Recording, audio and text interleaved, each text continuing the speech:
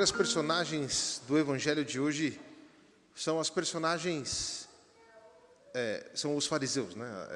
Eles se apresentam ali como aqueles que querem colocar Jesus Cristo em uma situação difícil, em uma cilada.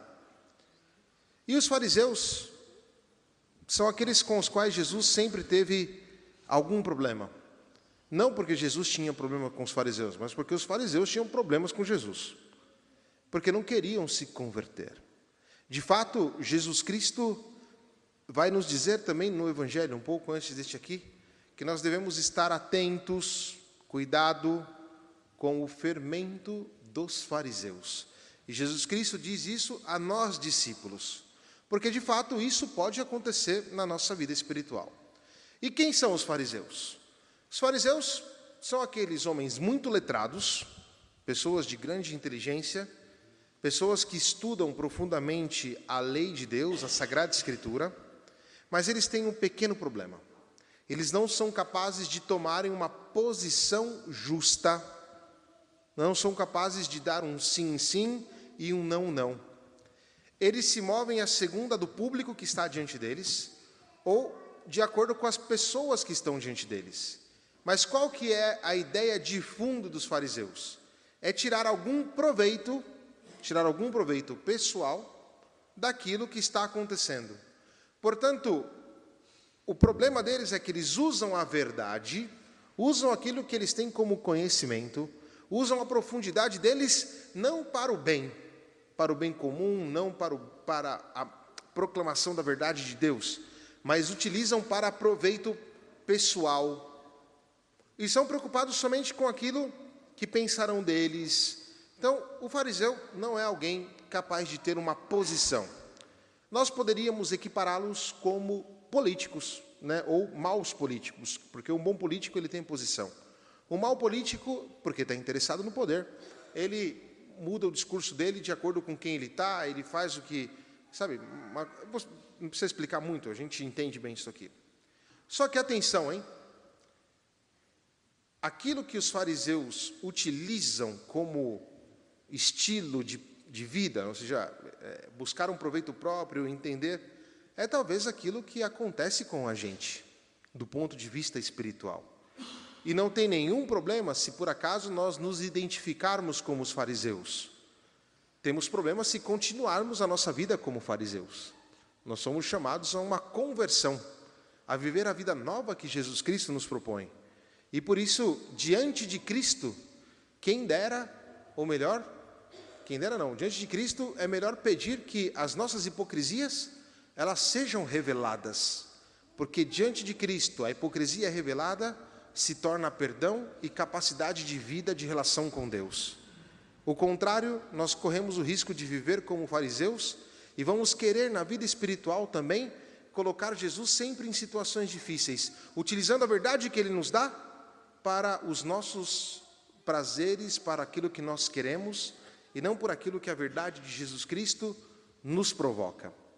Só que tem um fato interessante aqui, é um passo para nós aprofundarmos esta postura dos fariseus, que da boca dos fariseus pode sair alguma verdade, e isto não é nenhum problema, porque como eles não têm posição, eles mudam de posição a todo momento, pode acontecer que nessas mudanças de posição aí, eles digam alguma coisa de verdadeiro. E de fato disseram, diante de Jesus, eles disseram: Mestre, sabemos que és verdadeiro e que de fato ensinas o caminho de Deus.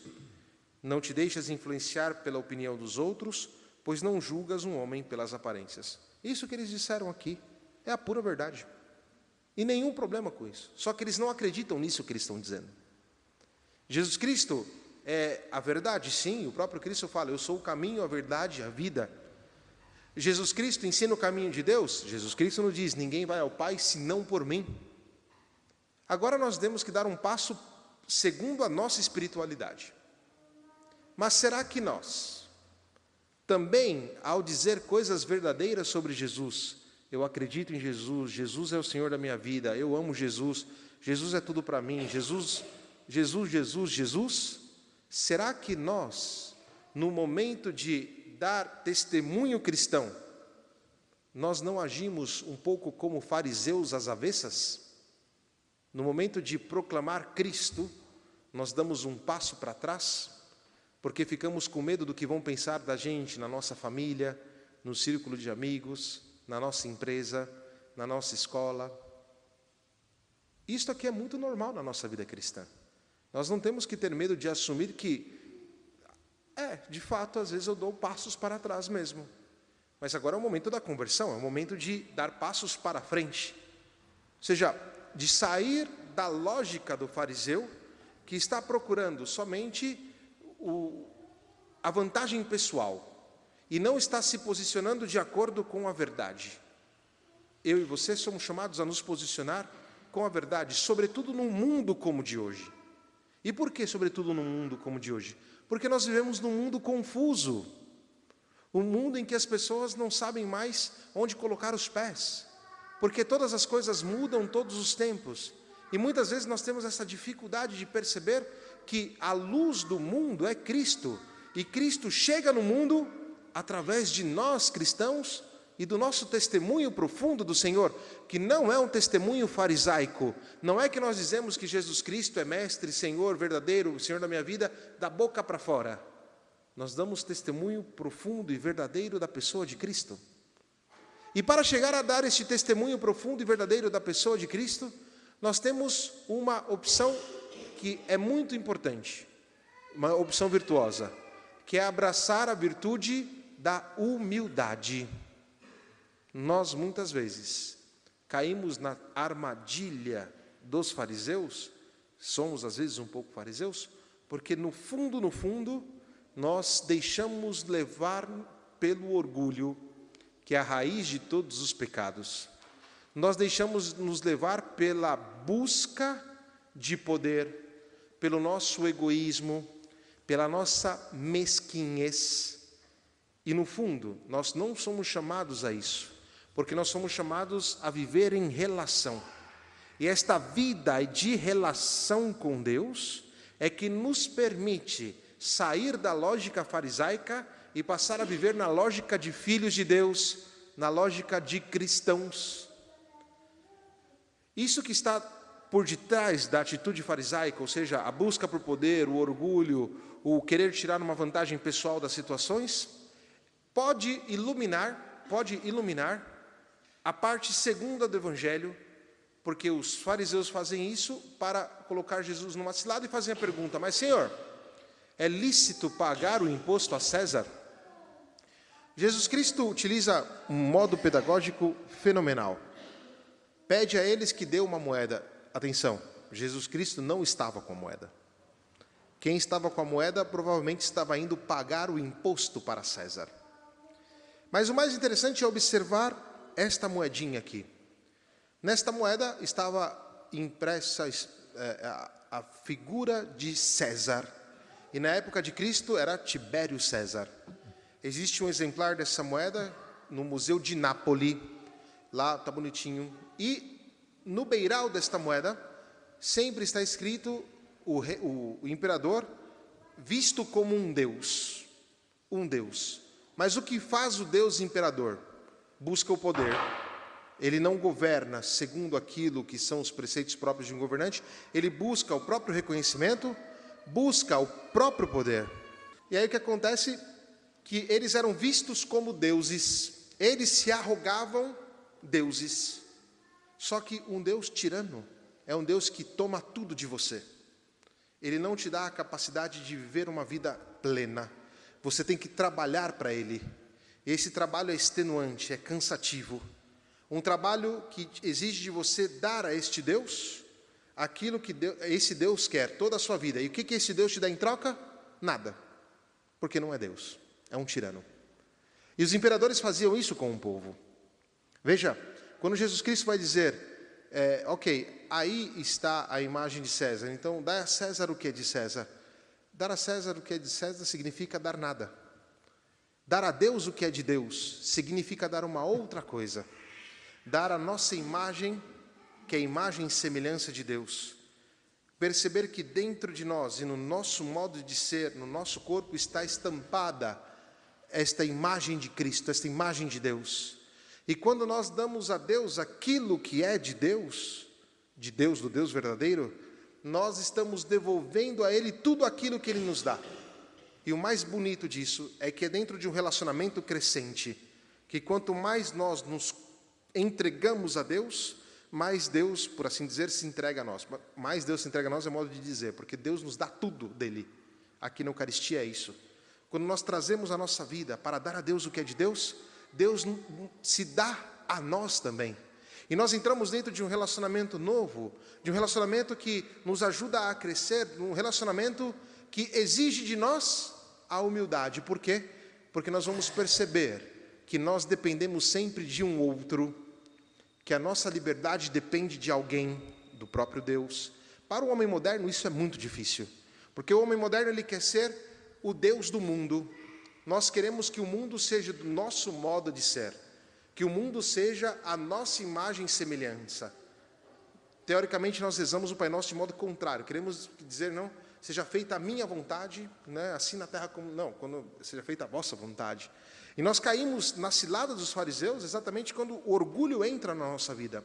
E nós deixamos de lado a humildade, que é a participação da vida com o Senhor, que é a capacidade de viver esta vida e este relacionamento profundo com Cristo, que nos dá a capacidade de uma vida nova e de relacionamentos novos. Não segundo o homem e a mulher velhos, mas segundo o homem e a mulher novos que trazem estampado no próprio rosto a imagem de Cristo. E é isso que é dar a Deus o que é de Deus. Ou seja, nós vivemos dentro de uma relação profunda. Dizer que Jesus Cristo está falando da questão política é um pouquinho rebaixar o Evangelho a isso. Um cristão não deixará de dar o seu testemunho social, o seu testemunho bonito e belo, porque o cristão não tem problemas de demonstrar quem ele é honestamente. Mas quando um cristão faz isso, ele está sempre dando a Deus aquilo que é de Deus. E a César, o que resta? Nada. Ou melhor, a César resta o nosso testemunho. O testemunho de quem, com a própria vida, diz, Deus é Deus. O testemunho de quem, com a própria vida, consegue dar algo novo para este mundo. Uma relação nova, uma vida nova, que passa nos relacionamentos com o Senhor. Por isso, neste mundo confuso, nós, cristãos, somos chamados a dar a Deus o que é de Deus, e quando fazemos isso, nós também damos aos irmãos a possibilidade de perceber que a vida nossa, ela tem uma face diferente, que é a face do próprio Cristo, porque em todas as coisas foram feitas para nós homens e para a nossa salvação. Essa é a beleza e a profundidade do Evangelho que podemos um pouquinho captar hoje. Tem muitas outras coisas que poderíamos falar aqui de outros pontos de vista. E termino hoje com uma imagem, falamos da moeda de Nápoles, que é muito bonita, mas depois vamos falar hoje sobre um afresco. Aqui tem em Firenze, ou Florença. Florença é um lugar dos sonhos, né? Um lugar da arte, um lugar da beleza, um lugar lindo. E lá tem esse pintor, que é Masaccio, que era também escultor, ele fez um afresco muito bonito na igreja della Madonna del Carmine, seria de Nossa Senhora do Carmo. E neste afresco, ele representa il tributo, ou seja, o tributo, que seria o evangelho de hoje. Ele tem uma sacada muito interessante.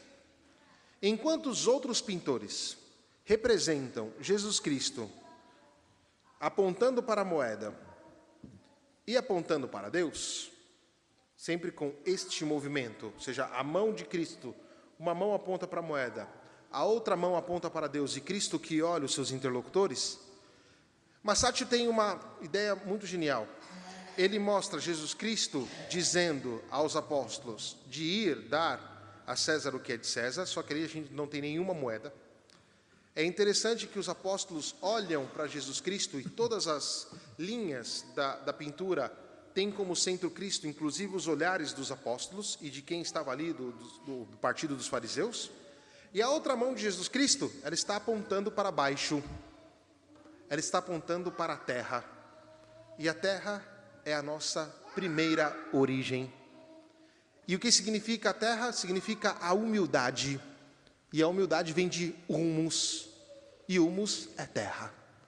E à medida que nós alcançamos mais a nossa origem, mais nos deixamos ser modelados pelo autor da nossa vida, que é o próprio Deus. Portanto, se um cristão quiser dar a Deus aquilo que é de Deus, necessita de ser humilde. Necessita esta capacidade de encontrar a própria origem. Mas, ao mesmo tempo, Masaccio mostra a figura de Cristo, a figura do homem novo. E é muito interessante observar isto aqui, porque ao lado do afresco do tributo, nós temos o afresco de Adão e Eva. E a imagem do rosto de Cristo é a imagem do rosto de Adão e Eva, que mostra exatamente a novidade da nossa vida. A interpretação que eu particularmente faço é exatamente essa. Quanto mais nós damos a Deus o que é de Deus, ou seja, quanto mais encontramos o dom da nossa vida, a nossa origem, mais nos transformamos homens e mulheres segundo a imagem e semelhança de Deus. Imagem e semelhança é essa que em Cristo encontra o seu ápice, encontra o seu sentido último, que é o que vai nos dizer o Papa João Paulo II, para citá-lo rapidamente, o nosso status hominis redente, ou seja, nós como nosso estado de homem redimidos, um estado novo, uma vida nova.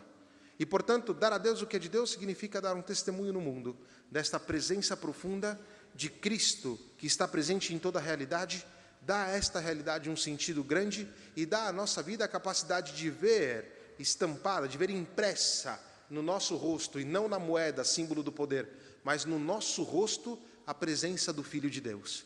E é esta presença que o mundo de hoje está esperando de cada um de nós. Que Maria Santíssima nos ajude, que possamos sempre e com alegria dar a Deus aquilo que é de Deus. Que assim seja. Amém.